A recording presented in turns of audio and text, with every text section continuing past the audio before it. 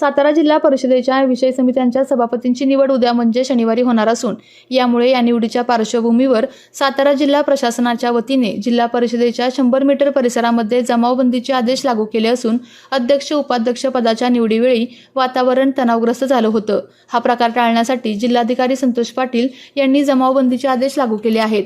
उद्या समाज कल्याण समिती, महिला व बाल कल्याण समिती, कृषी व पशुसंवर्धन समिती तसेच अर्थ आणि शिक्षण समित्यांच्या सभापतींची निवड होणार आहे। या निवडीकडे सगळ्या सातारा जिल्ह्याचे लक्ष लागून राहिले असून यावेळी कोणाचा सभापती होणार, भाजपचा की शिवसेनेचा आणि राष्ट्रवादीचा याबाबत आता चर्चांना उधाण आलं आहे। अध्यक्ष उपाध्यक्ष निवडीवरून जो राडा जिल्हा परिषदेत झाला, पालकमंत्री शंभूराज देसाई यांना धक्काबुक्की झाली तसेच मंत्री मकरंद पाटील यांना धक्काबुक्की झाली, यामुळे राज्यातलं राजकारण तापलं होतं। यामुळे आता जिल्हाधिकारी संतोष पाटील आणि पोलीस प्रशासन सतर्क झालं आहे।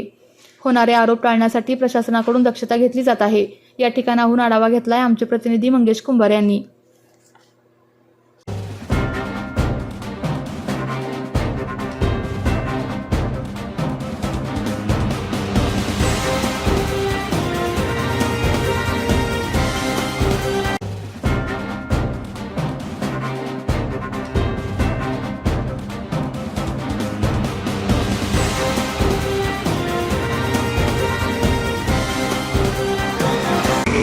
सातारा जिल्ह्याचं मिनी मंत्रालय असलेल्या जिल्हा परिषदेच्या अध्यक्ष निवडीवेळी जो अभूतपूर्व राडा झाला होता, त्यानंतर सातारा जिल्हा परिषदेमध्ये खरं एक चर्चेचा विषय ठरला होता आणि उद्या या सातारा जिल्हा परिषदेच्या सभापतींच्या निवडी पार पडत आहेत। त्यामुळे या सभापतींच्या निवडीकडे संपूर्ण जिल्ह्याचंच नव्हे तर राज्याचं लक्ष लागून राहिलं आहे। कारण का एकंदरीत जर आपण बघितलं तर भाजपा विरुद्ध राष्ट्रवादी आणि शिवसेनेची युती झाली होती आणि या अध्यक्षपदाच्या निवडीवेळी जर बघितलं आपण तर पालकमंत्री शंभूराज देसाई आणि मकरंद पाटील यांना झालेली धक्काबुक्की होती।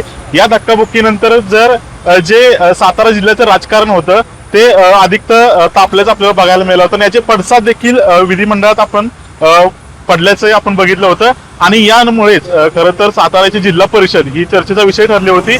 एकंदरीत जर बघितलं तर उद्या या सभापतीच्या निवडी पार पडत आहेत आणि या सभापतीच्या निवडी पार पडत असताना जिल्हाधिकारी संतोष पाटील यांनी या ठिकाणी 100 मीटर परिसरामध्ये प्रतिबंधात्मक आदेश खरं तर पारित केले आहेत आणि कोणताही अनुचित प्रकार घडू नये यासाठी खबरदारीची उपाययोजना म्हणून हे आदेश पारित करण्यात आले आहेत।